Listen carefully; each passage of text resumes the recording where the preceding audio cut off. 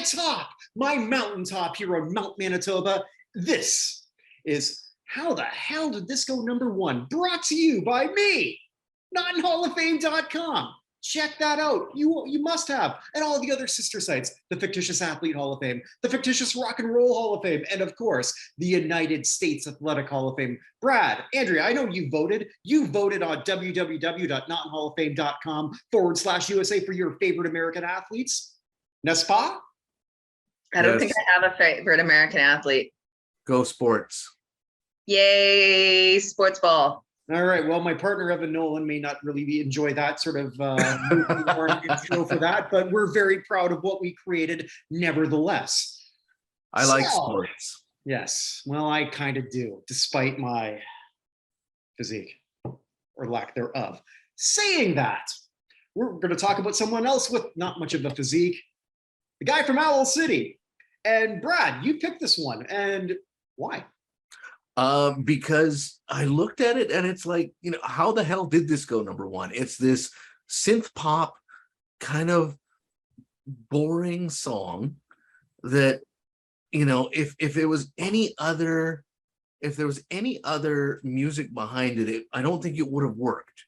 But because it's got this happy poppy music in behind it, it wound up charting. It hit number one, it went away, it hit number one again. It's an interesting story. Well, I don't know if it's so much of an interesting story so much as it is a modern story to a point. And it's already dated because this guy first came up.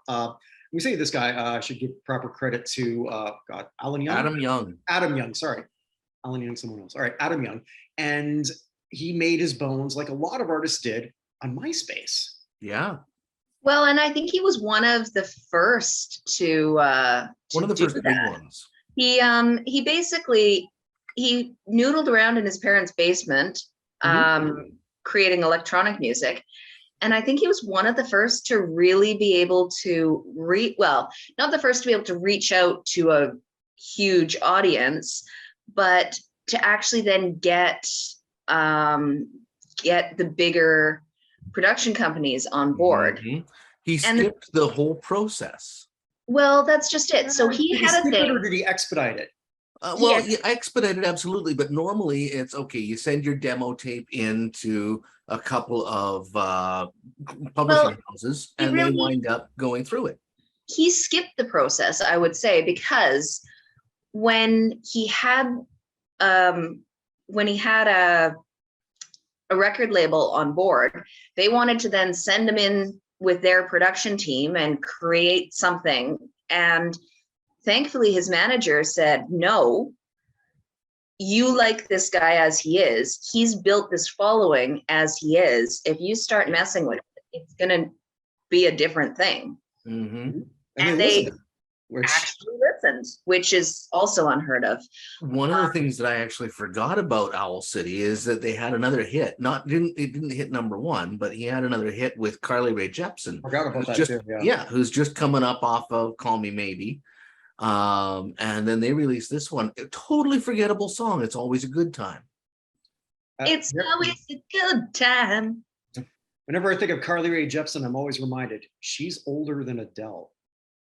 Is she really? Which was a little bit more jarring when Adele was a different shape, let's just say. But wait, when Adele did not look 25 when she was 25. No, but man, she got a glow up, eh? Yeah. But this is not about Adele, and I hope this never is. It's also not about Carly Rae Jepsen. You don't want to roll in the deep or Call Me Maybe? No and no. Okay. No and no. All right. But having said that, I only pick once out of every 3 turns. So I'll get forced to do things, and c'est la vie. Oh, that's French for whatever. Yes. So let's go back now to what we're actually talking about. So he wrote this song, apparently while he was camping and looking up at the fireflies and thinking how they reminded him of comets.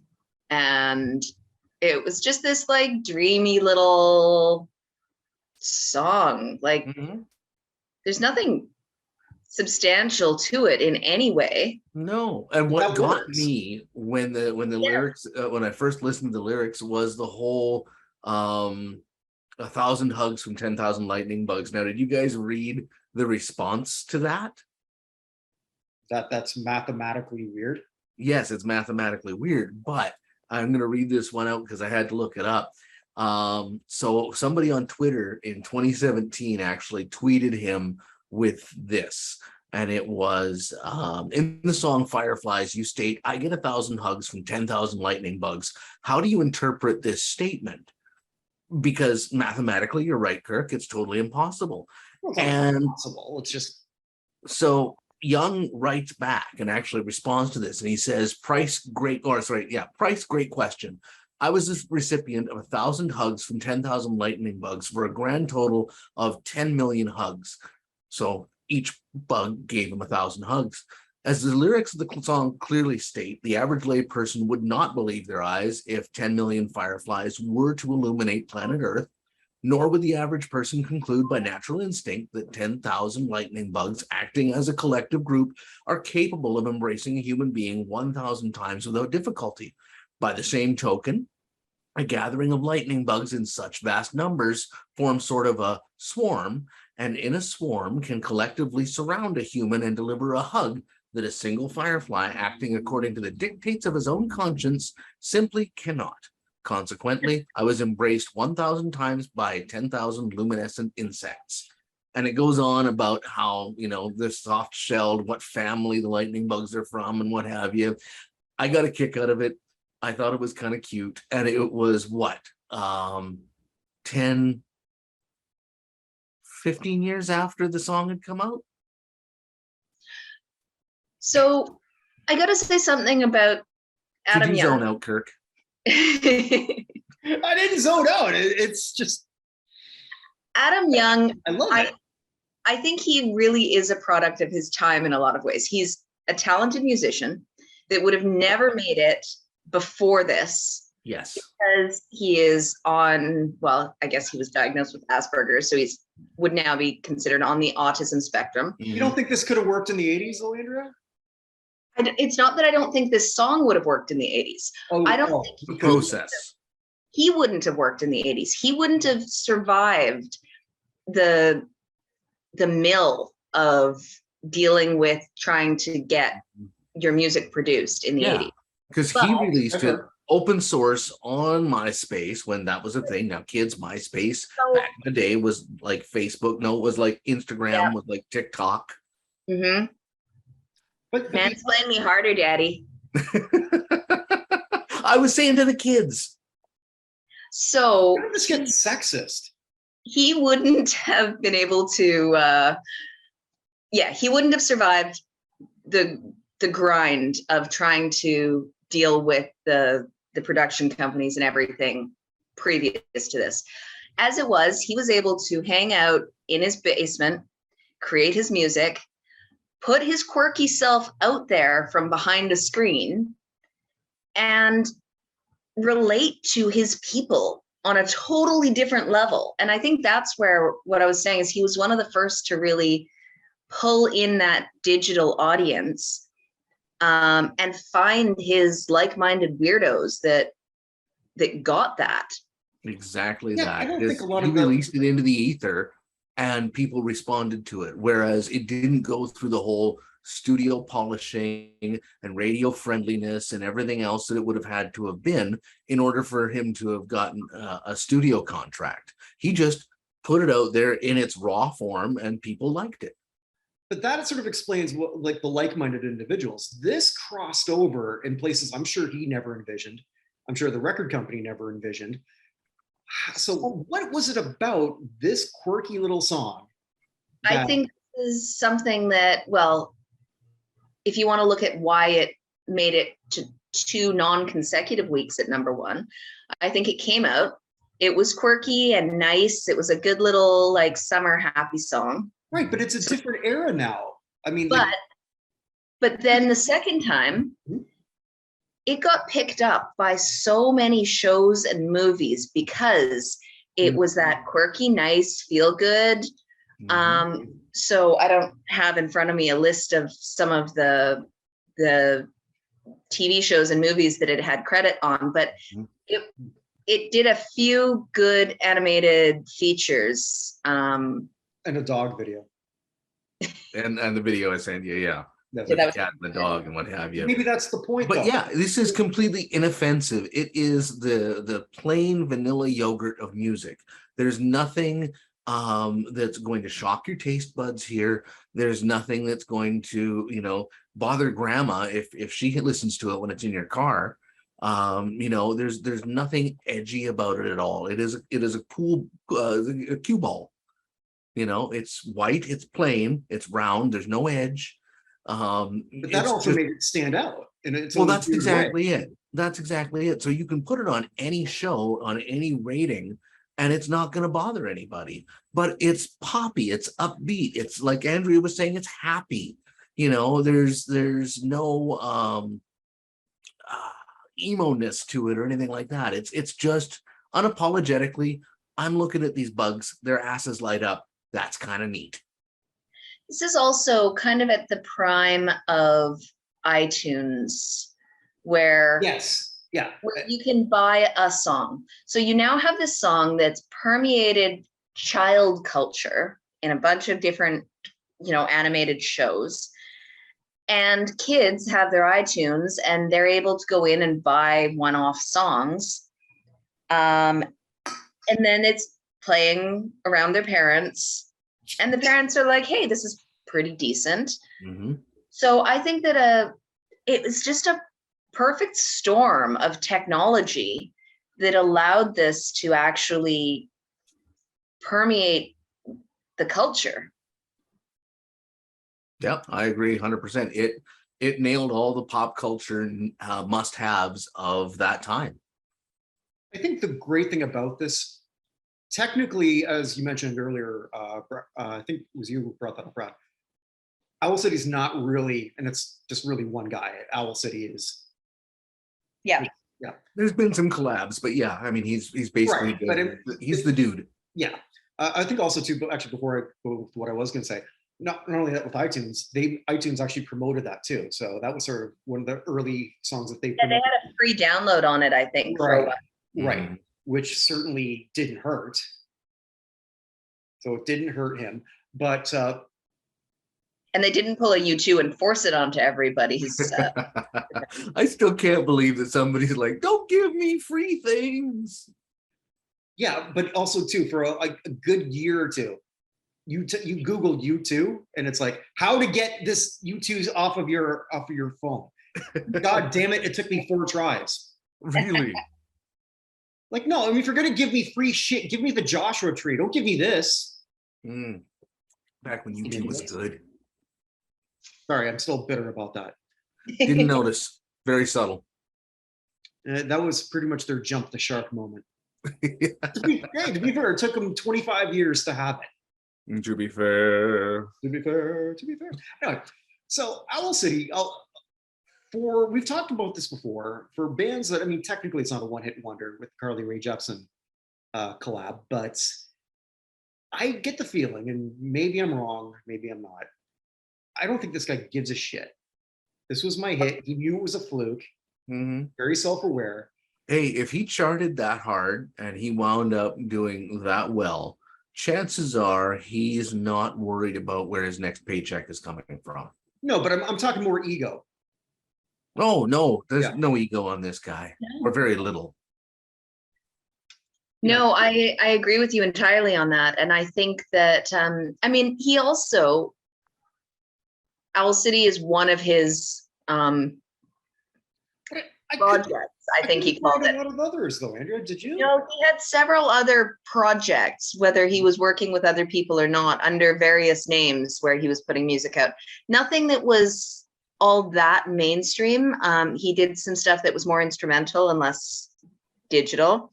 And then he's one of those artists that just kind of jumps around and does whatever the heck he feels like at any time. And now I think can afford to do so. yeah, and because he is talented and the style of music he's capable of writing, I believe I saw that he did some like soundtrack type stuff. And then he also, I believe, just released a cover of Smash Mouth. Somebody once Did told they go me. #1? I don't know, but if they did, we're doing that at some point. At some point. Smash Mouth in 2019, and they were still sounded exactly the same. Mhm. That must have been really hard for them to replicate. Yeah, and the lead singer of Smash Mouth and Guy Fieri were never seen in the same place at the same time until one day they got together at a Smash Mouth concert. Guy Fieri got on stage, and the rumor was disproven. Incidentally, somebody just shared Mike Reed, or like a Loverboy. Turn me this is- loose. Yes, but this will only make sense to wrestling fans out there. He now looks like the American Dream, Dusty Rhodes. That's not necessarily a good thing, Go sports. professional wrestler, but yes. It's like a sport. It's like a sport and a soap opera had a baby. And named it professional wrestling. Named it after a wildlife protection foundation. Well, they lost that lawsuit, but anyway. Yeah, they did. That's why they're now wee. Or isn't it wheat? Wee. Yeah, that's the one. Hawaii. Well, we. It's in Hawaii. Oh, okay. Hey. So anyway, We have Moving 4 right questions along. we got to answer though, for all the people. how the hell? I interrupted you, so go ahead with another thought. I was going to draw similarities from that to the current TikTok. Okay. And there's people currently, independent musicians, and I know that COVID has fueled this because there's a lot of musicians that have been stuck in their home studios and just putting out content for something to do. So they're creating silly songs and doing different things, but there are musicians that are putting out a song on TikTok. Some of it's kind of flippant, jokey stuff that someone puts out an open verse soundtrack. So they start something and then leave it and just continue the music. And then a different person picks it up, duets the video, and creates, the song. And I know there's a couple of these type of things that have been picked up by record labels from just their fan base on TikTok and becoming viral that way. But then there's also, which would be the parallel to what happened here with Owl City.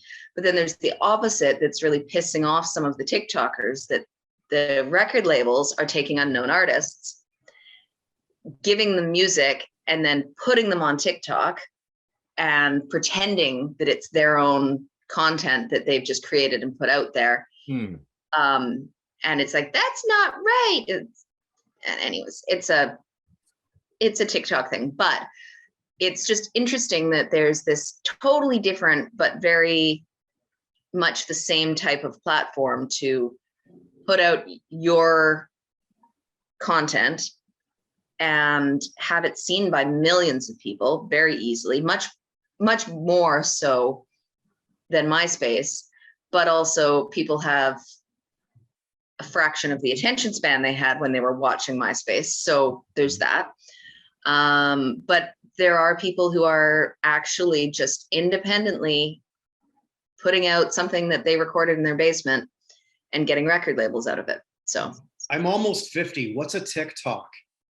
A TikTok is these things where people who didn't get hugs enough as kids go online and try to be internet famous. So there's a lot of that. There's some actually really interesting content on TikTok. I don't post anything on TikTok. I watch some things on TikTok. I've got some great recipes. There's all sorts of like mental health content. There's gardening hints and tips. And there's a lot of people doing stupid dances. Well, I could do that. I could do an awkward dance. Mm-hmm. You do a safety dance, because if your friends don't dance, and if they don't dance, well, they're no friends of mine. I think that's really how everything should always open, but instead of high atop the mountaintop, K, K, K, K, I, R, R, R, R, K, K, K. Kirk Buchner. Maybe I can do that on TikTok. I have to, let's go back to the pants thing, because I think Brad's version of, because you can wear pants, but if you wear pants, then you aren't no friend of mine. Now I'm wearing pants currently because I knew there was going to be camera action going on. Although I am broadcasting from the bedroom now. Oh yes.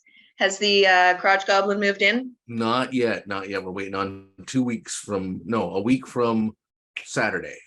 The crotch So goblin? Yes, my sex trophy. Brad has an adult daughter. And you call it the crotch goblin? I called it a crotch goblin. He called it a sex trophy. It's proof that I've gotten laid once. I don't know which one's more inappropriate. This is coming from me. Both is good. Wow. Okay. So, dear viewers, now you are getting a rare look. That's why I've always pulled out. Bedroom. Operation Pull Out is 100% success rate. Well, then how do you explain Jasper? This was my dog. Yeah, how did you get Jasper? There was no sex involved with me getting my dog. Your dog looks a lot like you. I thought there was a familial resemblance. Jasper looks nothing like me. A little bit. Hair color? I'm looking at him right now. No. So, Jasper? Do we have anything else? Hi, Jasper. Jasper, the Wonder Corgi. No. I love that he's on the back of the couch. That's what he does. Better view from up there. Oh, well, from high top the mountaintop. Too long. Let's go back before I finish this off. Well, There's I just four think things it's that have to be admirable answered. that Kirk adopted instead of having his own natural baby. I didn't really. I also adopted. I have 2 black babies that have both been on this show before. That's true. You do. You're like the Angelina Jolie of pets.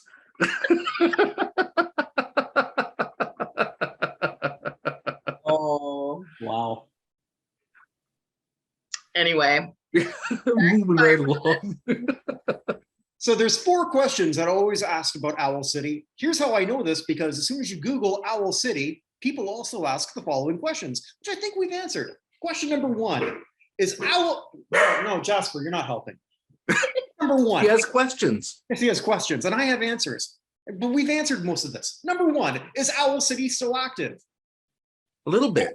Because they just released a cover of Smash Mouth. There you go. Number 2, whatever happened to Owl City? Well, we just covered They that. just released a cover of Smash Mouth. There you go. Also, he just kind of did things under different names for a lot of years. Number 3, is Owl City religious? Yes, highly religious. Very, very, very Christian. Did this chart in the Christian? No, No, okay. I didn't- because it's not really Christian music. No, but I mean, you could play that on, I guess, Christian. This is secular music. This is secular. Yeah, because even what the guy who actually sang on this one was part of a Christian rock band. We didn't mention that. Yeah, I saw some comment that the only thing more important to him than his music is his faith or something. So yes, he is devoutly Christian. Faith is like drinking. Great, as long as we're doing it in moderation. Anyway, 4th question. Is Owl City a one-hit wonder? And I think we've answered that. Yeah, Right. sort of with the collab with Carly Rae Jepsen. They didn't have another hit, but Thing was, that was his song, not hers. She joined him on it, but it was, I would say, not a one-hit wonder, because I think that one topped it. I want to 4 or 7, I can't remember, but still topped. yeah, not a number 1, but yes, in the top 10. Still a hit. It So, counts. Here we go. We've helped. You don't have to Google this. We just took care of this. All 4. Only took like a half an hour of listening to us talk to get your 4 questions, all of them answered. But there was some interesting times, I think, had by all. There was quite a ride. We found out that you adopted your baby, Kirk, and that Andrea is like Angelina Jolie. and that I have a real live human being. Wait a minute, I came out better of these three out of the three. How did that happen? Not sure. Run with it though. Yeah, Yeah, just accept it. All So do you want right. to know? I think it's my turn to talk about next week. I think it is. All right, what do you got? So, in honor of the very recent late. Before you do that, Brad, you and I should come up Sure. with a band name, and we'll call them the Crotch Goblins. Or the Sex Trophies. It's No, like almost like the Sex Pistols. We could cover some Sex Pistols songs, like "God Save the Queen" and stuff like that. no, but it's so much better as the Crotch Goblins. How have you not heard the term crotch Oh, goblin? you know, if we were to Why do would a I have heard band this? like the Crotch Goblins, then we have to go up in full makeup and cover Gwar songs. There you go. Done. All right. Done. All right, Andrew, what do we got next week? So, in honor of the very recently late, great Olivia Newton-John, Ah, yeah. Okay. thought about torturing Kirk just that extra bit and going with Grease. Oh, yes. Hopelessly devoted to. No, it wouldn't be that one. It would be no, which one was it? Anyways, Oh, I Summer decided Nights. Summer Nights. I think it's Summer That Nights. didn't Yes. go number one, did it? No, that was also not number one. Like Thank a whole God. lot of them started, but one of them did. But I'm not going with that one because there is a better song with more to talk about, and Can I that guess? is Guess. Physical.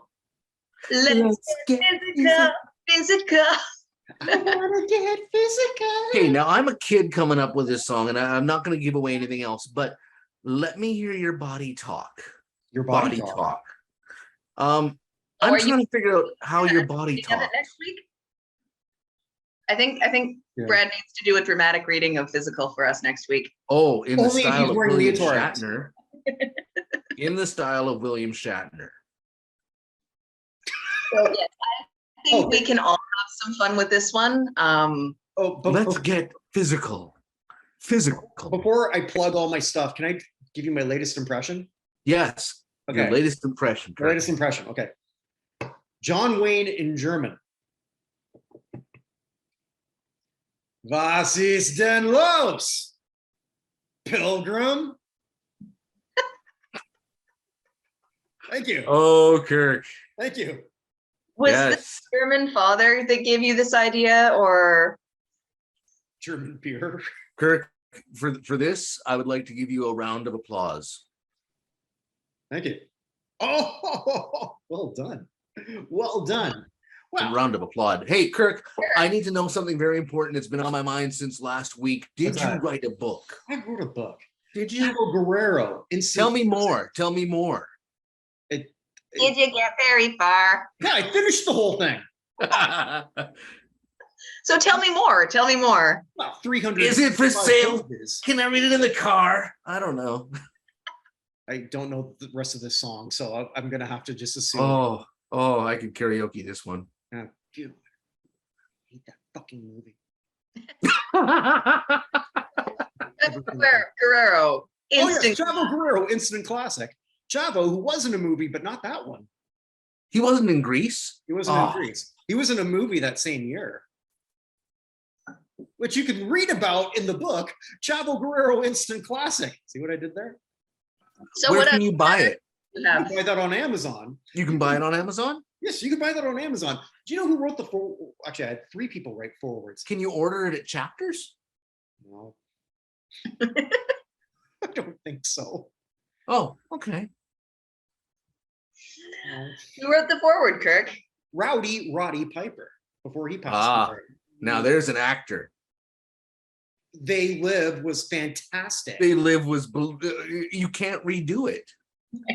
Well, Roddy Piper's first film was Chavo Guerrero's first film. And what film was that? That was the one did and we only read the book? starring Henry Winkler. In that movie, Chavo Guerrero plays Indian Joe, because it's a wrestling movie. Chavo beats up Henry Winkler. You know what this means? That the man I wrote a book about is the coolest man of the 70s, because he beat up the fucking Fonz. Oh. Order this book on Amazon. It makes a great, what's the next holiday coming up? Thanksgiving? Labor Day? It's a good Thanksgiving holiday. And it's no labor to read this book. Mm, Early Christmas present. absolutely. Maybe a birthday for someone. There's lots of November birthdays that I know of. So And the great thing is, if you don't like me, I don't get any of the money. It all goes to my wife. Oh, perfect. There you go. Yeah, it's actually true. Anyway, Oh, hey, Labor Day is coming up on September 5th. It's a great Labor Day present absolutely. for the You know ones what- that you love. But you know what was a labor? Watching. Was this a the labor of Harlem- love, though? Don't wreck my segue. Okay. Do you know what was a true labor? What? So that was good. what was a true labor, Kirk? Watching the Harlem Globetrotters visit Gilligan's Island. Well, just recently, Chris Bourdain and I, we covered that on This Crap Was on National Television. Look for that soon. Huh? Yeah, segue. Yeah. Yeah, Evan Nolan and I yeah. always, yes, thank you. Almost as Evan good as a Nolan and I training montage. There was no training montage. Actually, no. Should have a training montage. No, there was actually. They were practicing with coconuts once. Well, there you go. Yeah. Anywho, Mhm. Evan Nolan and I do the weekly Hall of Fame show, and there's going to be a special recording this weekend where the Hall of Fame crew, we're all going to get together. We're going to talk about the 3 nominees for the Pro Football Hall of Fame, the senior categories. Huh? The senior cat, like the old people? Yes. Well, some of them are Nice. Well, I don't know. Maybe not. Depends who they select. But yes, my crew. I'm the hub of a very important social circle. Just The Buchnerverse. that's right. Buchnerverse. With that, We need sparkle sounds when you do the Buchnerverse thing. I should get like one of those little. Like an old school PowerPoint swipe of a star. Yeah. And then like the more you know sound in behind. I didn't rip it off of that. I just want to point that out. That was completely from my own brain and not influenced at all. Anywho, wherever you are, wherever you may be, stay safe, everybody. Good Good night.